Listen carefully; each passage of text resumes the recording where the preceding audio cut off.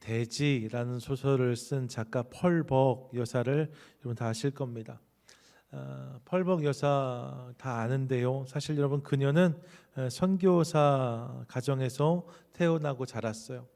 1892년 미국 웨스트 버지니아에서 태어났는데 생후 3개월 만에 부모 손에 이끌려서 중국으로 건너갔고 그곳에서 선교사로 사역하는 부모 밑에서 어린 시절을 보냅니다.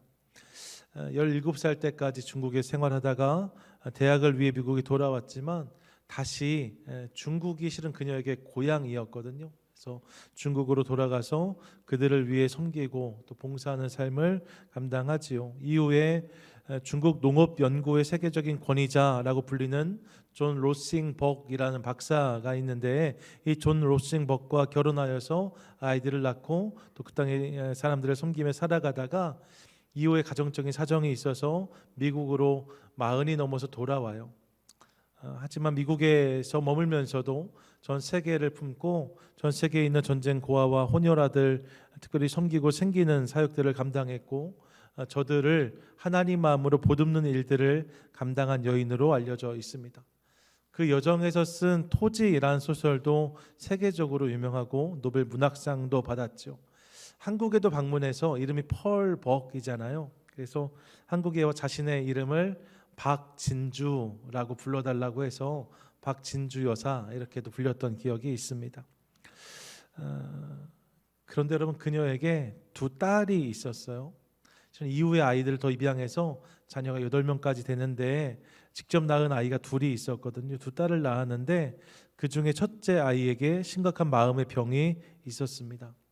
그래서 그 아이를 키우면서 그녀가 많은 고생도 하고 고민도 하고 어려운 시간들을 보내지요.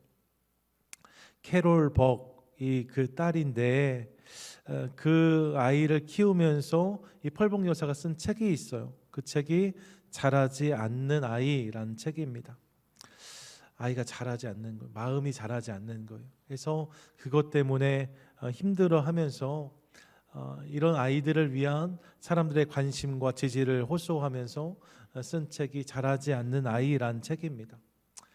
사실 펄벅 여사의 눈에는 이 캐롤이 자라지 않는 것처럼 보였을 수 있어요. 하지만 이 캐롤과 함께 자랐던 그의 자매 제니스에 의하면 이 캐롤이 자라는 과정에서 온 가족이 경험한 은혜가 참 크다는 고백을 남깁니다. 그 여정 속에서 그녀도 성장하는 것을 우리가 함께 볼 수 있었고 그 안에서 함께 경험했던 사랑과 감동은 너무나 큰 것이었다라고 말하는 거죠. 사실 그 아이가 자라는 아이였다는 거예요. 펄벅이 쓴 자라지 않는 아이란 책을 소개해 드리면서 여러분 실은 그 아이는 자라는 아이였는데 말입니다. 만약 우리에게 정말 자라지 않는 아이가 있다면 아이가 조금 더 성장하지 않고 조금 더 크지 않는 아이가 있다면 이게 실제로 심각한 고민이 될 수 있겠다는 생각을 해봅니다. 성장하지 않는 것, 자라지 않는 것은 간단한 문제가 아닌 거죠. 특별히 신앙도 그렇습니다. 여러분 신앙이 무엇인가? 예수를 왜 믿느냐라고 이렇게 우리가 질문을 받으면 너무나 당연해 보이는 것들에 대한 질문이기 때문에 우리가 좀 당황해요.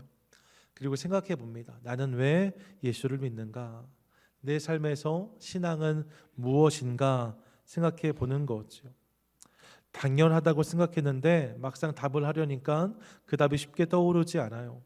그래서 우리가 흔히 하는 답이 무엇입니까? 이렇습니다. 예수를 믿고 천국에 가려고 합니다. 예수를 믿어 구원을 받으려고 내가 그분을 믿습니다. 이렇게 고백하는 거죠. 여러분 사실 이것이 우리 모두의 답이기도 합니다.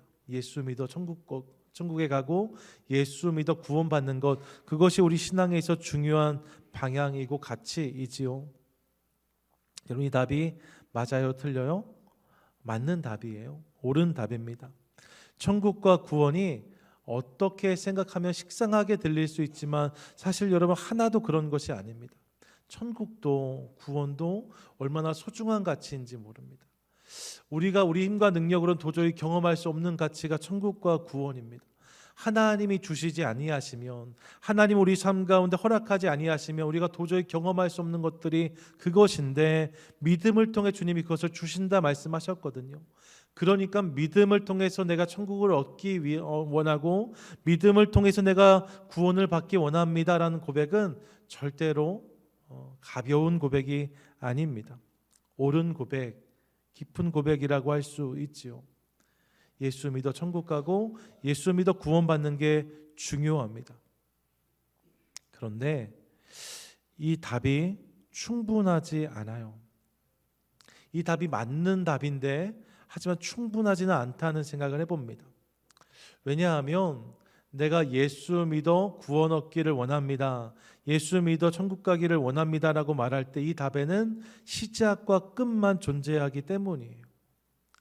예수를 믿음으로 신앙이 시작됩니다. 맞지요? 그리고 그 신앙의 끝자락에서 우리는 그분의 나라, 천국을 경험할 수 있습니다. 이게 중요하다 말씀드렸어요. 근데 여러분 가만 보시면 이것은 신앙의 시작과 끝만을 담고 있어요. 예수를 믿어, 이게 내 신앙의 시작이잖아요. 천국에 가는 것, 이게 신앙의 끝이라고 있어요. 끝이라고 할 수 있습니다. 이 시작과 끝은 이 고백에 담겨져 있는데 무엇이 없어요? 중간이 없는 거죠. 신앙의 어제와 내일은 있는데 이 고백에 오늘은 잘 담기지 않는다는 거예요. 그러다 보니까 현대 그리스도인의 삶이, 오늘의 삶이 빈약해지는 것을 볼 때가 있습니다. 명목상 그리스도인 혹은 유약한 그리스도인, 요즘에는요 한국에서 부캐라는 말 많이 하거든요. 본인의 본 캐릭터가 있고 잠깐 다른 모습으로 살아가는 거 부캐라고 하는데, 부캐 그리스도인이란 말도 쓰더라고요. 이게 그런 모습에 있을 수 있는 거죠. 그 이유가 어딨냐? 사실 여기에 있을 수 있다는 거예요. 우리의 신앙이 시작과 끝은 분명한데 과정에 대한 고민이 없기 때문에, 내가 예수 믿어 구원받기 원합니다는 좋은데 그래서 그 과정을 어떻게 살 거냐에 대한 고백이 없기 때문에 우리의 신앙에 힘이 생기지 않는 것을 볼 때가 있다는 거죠. 물론 여러분, 구원에는 다른 조건이 필요하지 않습니다. 예수를 믿음으로 구원을 받는다 주님 말씀하셨으니까, 그 기다림의 끝에서 천국이란 은혜를 주신다 말씀하셨으니까 다른 조건은 필요하지 않아요. 예수를 믿음으로 구원을 받는 거죠. 그건 맞습니다. 하지만 아쉽다는 거예요. 무엇이 아쉬운가? 우리에게는 어제와 내일만 있는 것이 아니라 오늘도 있는데, 이 오늘이란 시간을 단순한 기다림만으로, 단순한 머문만으로 살아가기에는 이 시간들이 너무나 아쉬운 거죠. 그래서 우리가 그리스도인으로 오늘을 어떻게 살아야 되는가, 여기까지가 우리의 신앙에 포함되어야 된다는 사실을 깨달아요. 그래야 우리 신앙이 더욱 아름답고 건강한 것이 될 수 있는 거죠. 사실 이러한 관심과 이러한 방향은 성경의 것과도 동일합니다. 성경은 신앙의 어제와 내일만을 이야기하는 것이 아닙니다. 성경은 신앙의 오늘에 대해서도 분명히 말씀하고 있어요. 사실 성경에 있는 모든 내용은 오늘 저들이 경험했던 하나님에 대한 고백이라고 할 수 있습니다. 우리 입장에서는 어제의 기록이지만 그 당시를 살았던 그들의 입장에서는 그들이 현지형으로 경험하고 있는 하나님, 그분에 대한 기록이 성경에 담겨져 있는 거죠. 오늘에서 경험한 은혜, 오늘에서 경험한 구원에 대한 고백들이 성경에 담겨져 있어요. 특별히 구원이라는 것을 이야기할 때 말입니다. 제가 연초에 몇 번이나 입체적인 구원에 대해서 말씀드렸던 기억이 있습니다. 구원이라는 것이 그냥 마지막 순간에 딱 건짐을 받는 사건만을 의미하는 것이 아닐 수 있다고 말씀드렸어요. 그러면서 3단계의 구원을 말씀드렸지요. 여러분 꼭 기억하셨으면 좋겠습니다. 고린도후서 1장 10절 말씀 세 번역으로 좀 보기 원하는데 이렇게 되어져 있어요. 함께 읽습니다. 시작. 우리를 건져주셨고 지금도 건져주십니다. 또 앞으로도 건져주시리라는 희망을 우리는 하나님께 두었습니다. 여러분, 바울이 이렇게 고백해요. 자신이 경험한, 또 경험하고 있는 구원을 이렇게 설명하는 거죠. 그분이 건져주셨고 지금도 건져주시며 앞으로도 건져주실 것입니다 라고 고백하고 있습니다. 여기에서 우리는 보다 풍성한 구원을 확인해요. 구원이 이렇게 입체적일 수 있다는 거죠. 먼저 건져주셨고 라고 고백해요. 건져 주셨고 예수 그리스도를 내 구주로 영접하고 그분을 믿는 순간 나에게 주어진 구원을 의미하는 거예요. 여러분, 우리가 죄인으로 죄라는 거대한 강에 떠내려가서 그렇게 망할 수밖에 없는 인생인데 주님이 그 죄의 강에서 우리를 건져 주셨습니다. 비록 연약하고 부족하지만 주님이 그런 우리를 의롭다 여겨 주셨어요. 이걸 칭의라고 하지요. 예, 그 구원의 은혜가 우리에게 임했습니다. 여러분 믿으십니까? 아멘. 여러분, 그 구원을 우리가 이미 경험했어요.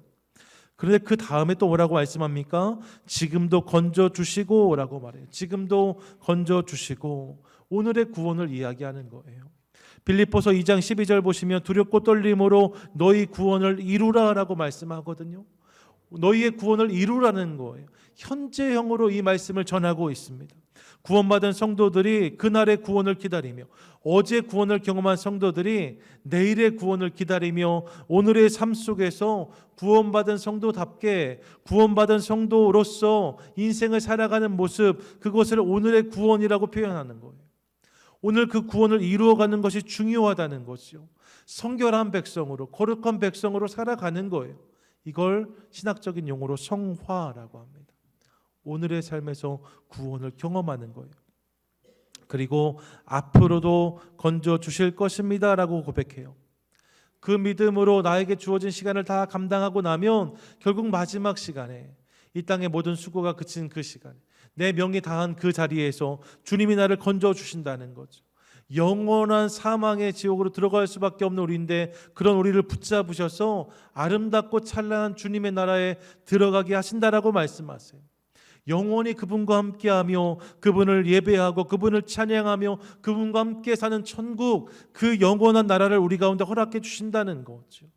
이것이 내일의 구원이고 영화란 단어로 이를 설명합니다. 구원이 이렇게 풍성하다는 거예요. 칭의, 성화, 영화, 어제의 구원, 오늘의 구원, 내일의 구원. 이 구원이란 사건은 이렇게 우리 삶 가운데 경험되는 거죠. 구원이란 사건은 내 삶의 어느 순간에 딱 한 번만 경험한 사건이 아니라 예수를 믿음으로 시작되어서 그날에 갈 때까지 계속적으로 완성되어지는, 계속적으로 부어지는 은혜인 것을 기억하고 싶습니다. 구원의 은혜가 풍성하다는 거예요. 그리고 그 은혜가 그래서 어제와 내일에만 담기는 것이 아니라 우리의 오늘에도 담긴다는 사실을 깨닫습니다. 우리의 오늘에도 이 은혜가 담겨야 한다는 거죠. 그런 맥락에서 예수님 마태복음에서 이렇게 말씀하셨어요. 마태복음 5장 48절 함께 읽습니다. 시작. 그러므로 하늘에 계신 너희 아버지의 온전하신 것 같이 너희도 온전하라. 아멘. 여러분, 온전하라라고 하십니다. 이 말씀이 이 땅의 삶을 다 마친 너희가 온전해질 것이다 라는 것이 아님을 기억하고 싶습니다. 지금 부족하지만 너희가 언젠가 온전해질 것이다 이렇게 말씀하신 것이 아니에요. 오늘의 자리에서 너희도 온전하라고 말씀하십니다. 현재형으로 말씀하시는 거죠. 지금 온전함을 향해서 나아가라는 거예요. 하나님 마음에 합한 예수 그리스도를 닮은 인생으로 세워지라는 거죠. 이를 통해서 오늘의 삶에서도 구원을 누리라고 예수님이 말씀하세요. 온전하라. 주님 말씀하신다는 거예요. 오늘의 삶에서도 그분을 담아내라고 하시는 거죠. 이것이 오늘 저와 여러분 우리를 향한 주님의 부르심이다라고 성경은 말씀합니다.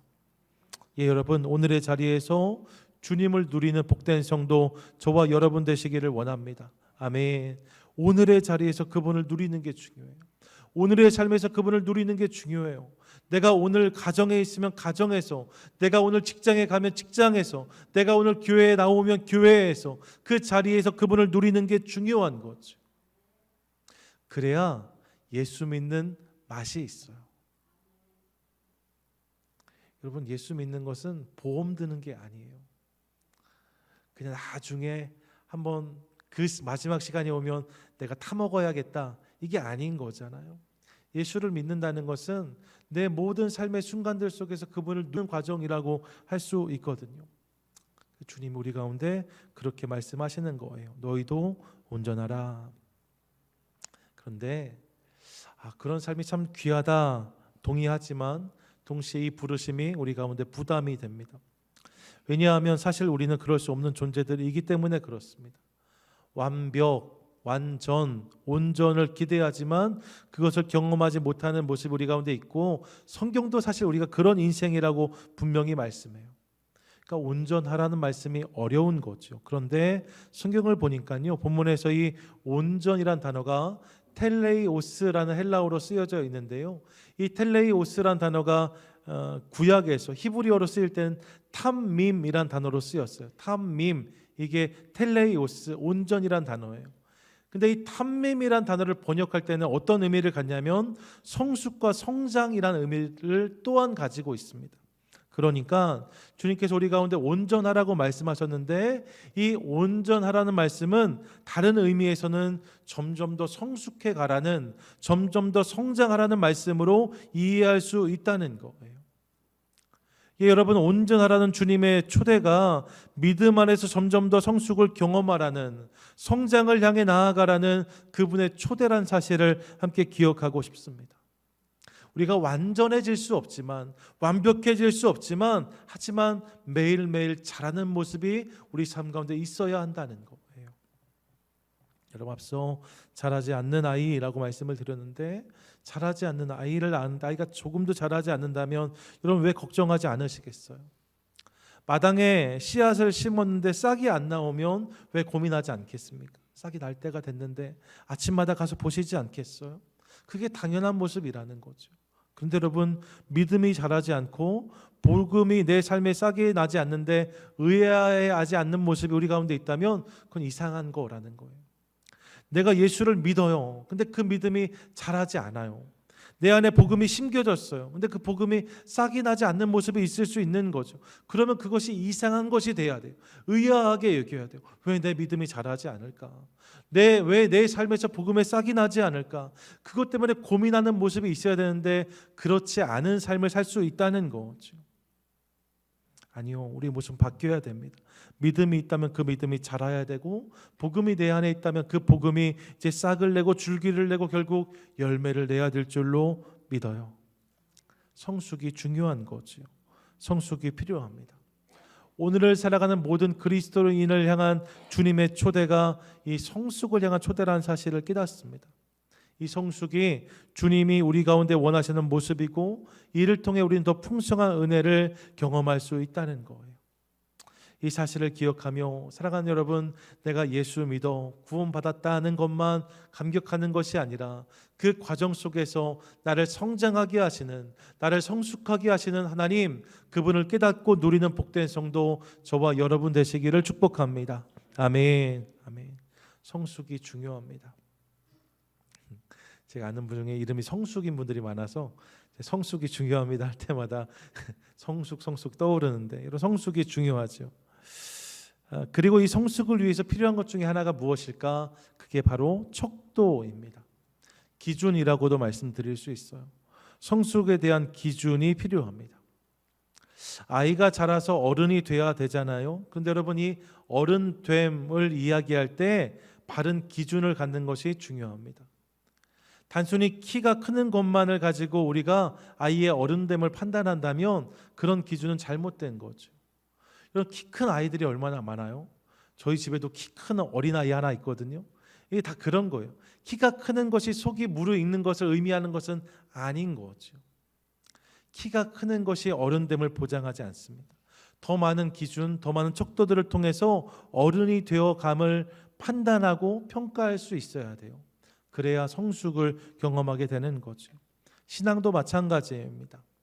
신앙의 성숙에 대한 바른 기준이 있어야 비로소 신앙의 성장과 성숙을 위한 바른 진단과 도모가 가능합니다.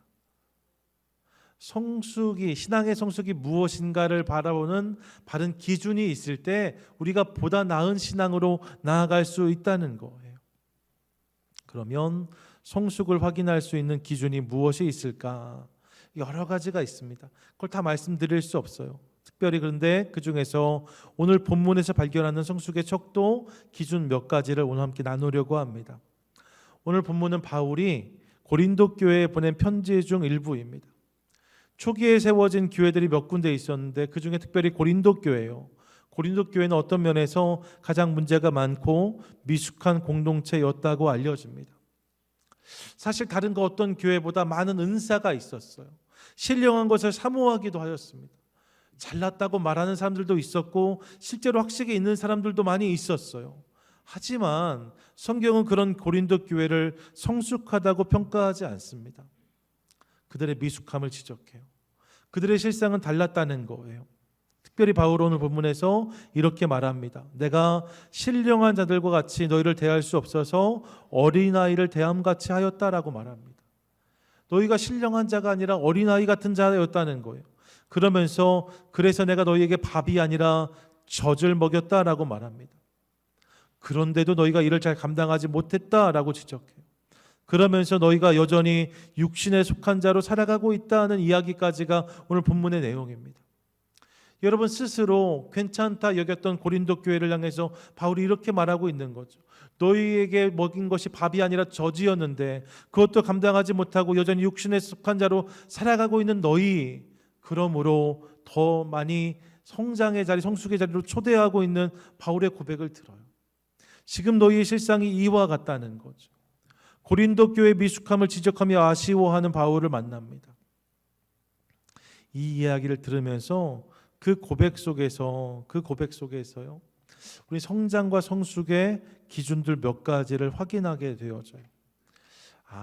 이게 은사가 많다고 성숙한 교회가 아닐 수 있구나. 2절에 보시면 너희가 아직도라고 말하거든요.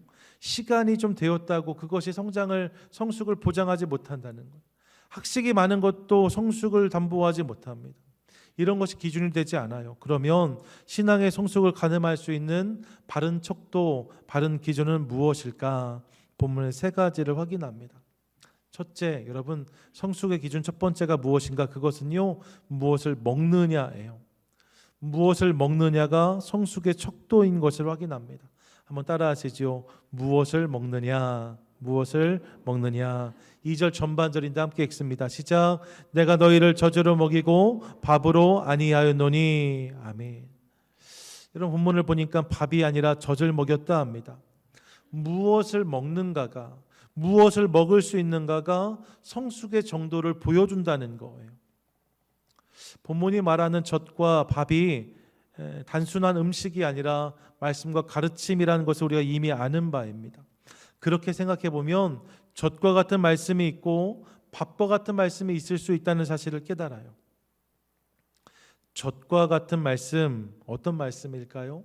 쉽게 넘어가는 말씀이라고 할 수 있습니다. 수고가 필요하지는 않은 말씀이에요.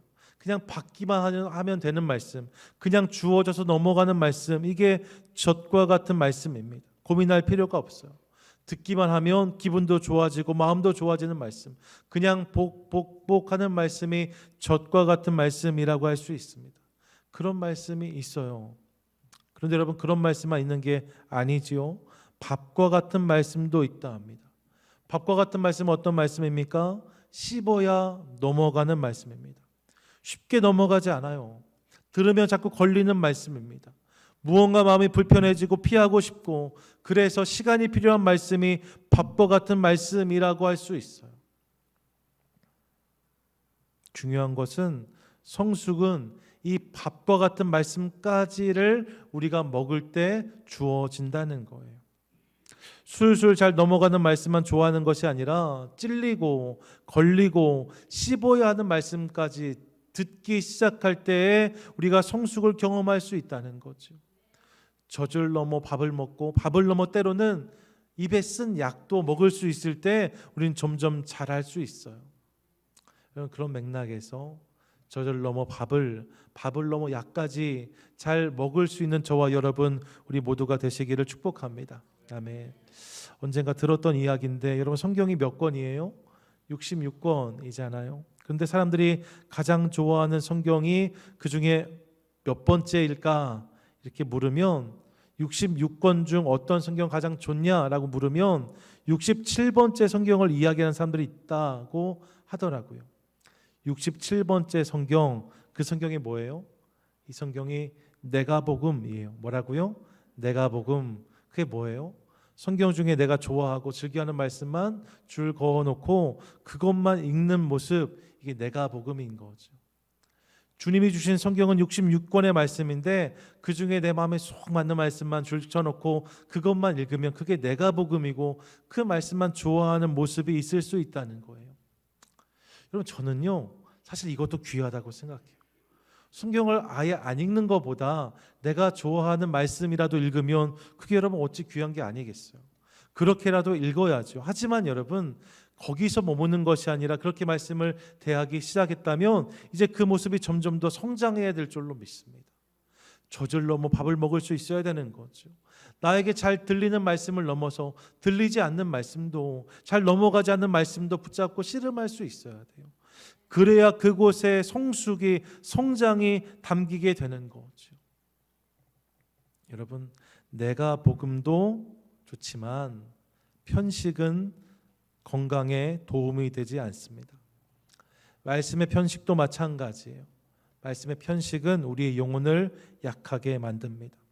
성숙한 성도는 젖을 넘어 밥을 넘어 보약 같은 쓴 말씀까지를 기꺼이 받는 성도라고 할 수 있습니다. 우리 안에 그런 모습을 취하는 것을 통하여서 주님이 우리를 부르시는 성숙과 성장, 그것을 경험하는 저와 여러분, 우리 모두가 되시기를 축복합니다. 아멘. 아멘. 둘째로 여러분, 성숙의 두 번째 척도가 무엇인가? 그것은 얼마나 소화하느냐예요. 따라 하시지요. 얼마나 소화하느냐, 얼마나 소화하느냐. 2절 하반절 함께 읽습니다. 시작. 이는 너희가 감당하지 못하였음이거니와 지금도 못하리라. 아멘. 여러분, 첫 번째 무엇을 먹느냐가 성숙의 척도라고 했는데 그 다음으로 중요한 게 있어요. 그것이 무엇인가? 먹은 것을 소화하는 거예요. 먹은 것을 얼마나 소화하느냐가 그의 성숙을 드러냅니다. 사실 여러분, 먹는 거로만 생각하면요, 어린아이들 말입니다. 어린아이들 이야기할 때 뭐라고 말해요?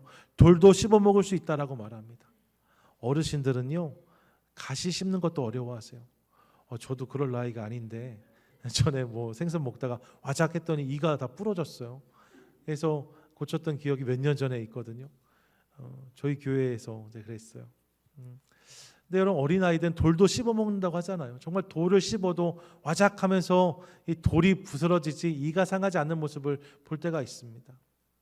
그럴 수 있어요. 그런데 여러분, 문제는 소화에 있죠. 돌도 씹어 먹을 수 있지만 그걸 성숙이라고 말하지 않아요. 왜요? 돌을 소화하지 못하기 때문입니다. 내가 얼만큼 소화할 수 있는가, 이게 중요해요.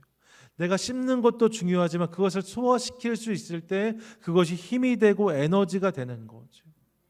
신앙도 마찬가지입니다. 밥과 같은 말씀을 받는 것도 중요한데 여러분, 밥과 같은 말씀을 받는 것만큼 중요한 게 무엇인가? 그 말씀을 내가 소화해내는 거예요. 힘들고 어려운 말씀을 듣고 그 말씀을 읽는 것도 중요한데 더불어 중요한 것이 있다면 그것을 내가 내 삶으로 소화할 수 있어야 한다는 거죠. 그럼 말씀을 소화한다는 것이 어떤 의미입니까? 들려진 말씀이 귀에 담겼다가 떠나가는 것이 아니라 내 삶에 담기는 것을 의미해요. 들려진 말씀이 내 마음을 울리고 내 삶에 담겨서 이제 그것이 구체적인 태도가 되고 자세가 되고 삶이 되는 것, 이것이 말씀을 향한 소화라고 말씀드릴 수 있습니다. 그렇게 말씀을 소화시켜 가는 거죠. 들려진 말씀이 이제 보여지는 말씀으로 내 삶 가운데 드러나기 시작하는 거예요. 이걸 말씀의 구현이라고도 이야기하는데, 말씀이 내 삶 가운데에서 풀어지는 거죠. 말씀이 내 삶 가운데서 구현되어지는 거예요. 그것이 말씀을 소화하는 삶이라고 할 수 있고, 그런 모습이 있을 때 우리는 비로소 성장과 성숙을 경험할 수 있습니다. 여러분, 아무 생각 없이 말씀을 듣는 것이 아니라 그 말씀을 가지고 고민하고 씨름하고 도전하는 저와 여러분 될 수 있기를 원합니다. 말씀을 삼키는 것에서 만족하는 것이 아니라 그 말씀을 소화시키는 일을 위해 나아가는 우리 될 수 있기를 원합니다. 어떻게 내가 그렇게 살 수 있을까? 어떻게 내가 그런 태도, 그런 자세로 설 수 있을까? 어떻게 내가 그런 모습으로 날마다 내 인생을 만들어갈 수 있을까? 이 고민, 이 소화가 있을 때 우리의 삶은 더욱 아름다운 성도의 삶으로 빚어지게 될 줄 믿습니다. 이를 기억하며 여러분, 들려진 말씀을 더 잘 감당하고 더 잘 소화하는 저와 여러분 되시기를 축복합니다. 아멘. 끝으로요, 세 번째 성숙의 척도가 있습니다. 그것이 무엇인가? 어디에 속하였느냐예요.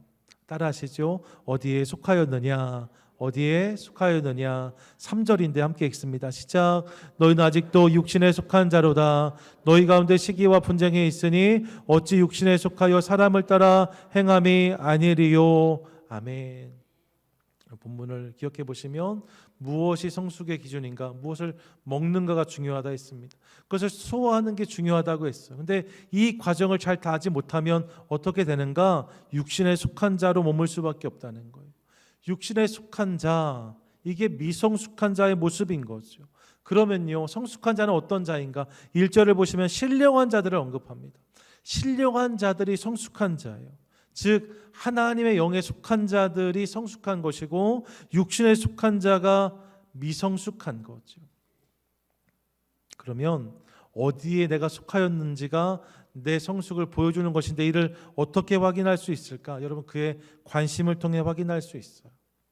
사실 내 소속은 내 관심이 가는 방향이다라고 말씀드릴 수 있습니다. 내가 무엇에 관심을 가지고 있는가가 내 소속을 드러내는 거죠. 우리가 지금 미국에 살잖아요. 그래서 어제도 중국에서 띄운 풍선 같은 게 하나 날라왔다면서요. 온 미국 사람들 관심이 거기를 쏠리잖아. 왜요? 우리가 지금 미국에 사니까, 미국에 속해 있으니까 그것에 관심을 갖는 거죠. 전 세계에 얼마나 많은 일들이 있어요. 근데 그것엔 우리의 관심이 많이 가지 않아요. 물론 기도해야 될 제목들이 많이 있고 기도하는 것이 마땅하지만, 그렇다고 세계 모든 일들에 우리가 관심을 갖지는 못합니다. 왜요? 내가 거기에 속해 있지 않거든요.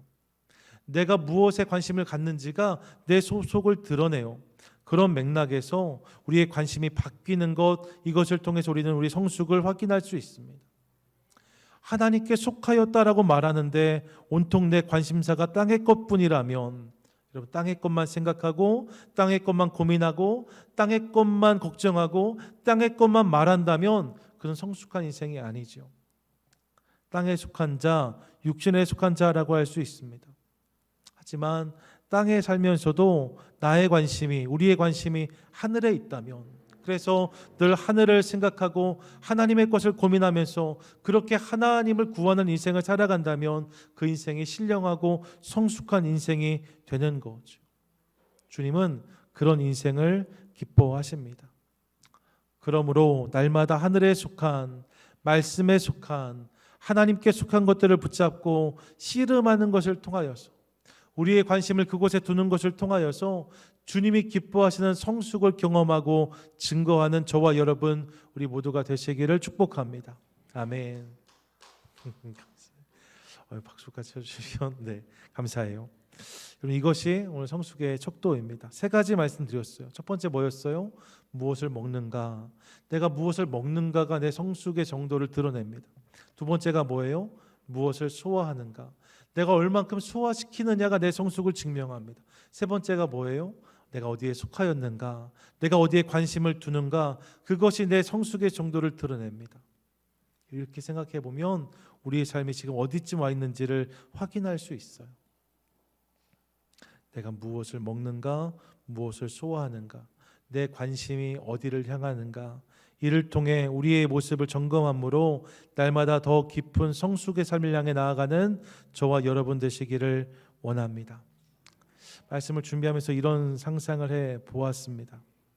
언젠가 우리가 다 그분 앞에 설 거거든요. 근데 여러분, 그분 앞에 섰을 때 말입니다, 내가 예수를 믿어 구원을 받지만 사실 이 과정에서 그분에 대한 마음이 많지 않아서 평생 주님 생각 하나도 하지 않고 살고 주님과 상관없는 삶을 살아서 하나도 그분 닮지 않은 모습으로 그분 앞에 선 다음에 주님을 만나서 우리의 첫마디가 처음 뵙겠습니다, 말씀은 많이 들었습니다, 이런 것이면 얼마나 어색할까, 그런 생각해 보았습니다. 여러분, 사랑하면 닮잖아요. 우리가 이 땅의 삶 속에서 그분을 생각하고 그분을 사모하고 그분을 사랑해서 나도 모르게 그분을 닮은 모습이 내 삶 가운데 많이 담겨진다면, 우리가 그분 앞에 섰을 때 그분이 나를 보시면서 내가 나를 많이 닮았구나 하며 안아주시지 않을까, 그런 생각을 해보았습니다. 그렇게 주님이 나를 안아주신다면, 네가 나를 참 많이 닮았구나, 이렇게 나를 안아주신다면 이 감격과 은혜가 얼마나 클까. 여러분, 그날 그런 감격, 그런 은혜를 누리는 저와 여러분 되기를 원해요. 처음 뵙겠습니다 하지 마세요. 말씀 많이 들었습니다 하지 마세요. 주님, 제가 주님을 너무 사모하고 사랑했습니다. 제가 주님을 진작부터 알았습니다. 주님 감사합니다. 그렇게 고백할 때에 그런 우리를 기뻐하신 주님을 경험하게 될 줄로 믿습니다. 바라기는 오늘 나눈 성숙의 기준, 성숙의 척도 앞에서 날마다 우리의 삶을 더 깊고 더 넓게 다듬는 것을 통하여서 주님 닮은 모습으로 그분을 만나는, 그분을 닮은 모습으로 오늘을 살아가는 복된 성도 저와 여러분 우리 모두가 되시기를 주님의 이름으로 간절히 축원드립니다. 아멘. 아멘.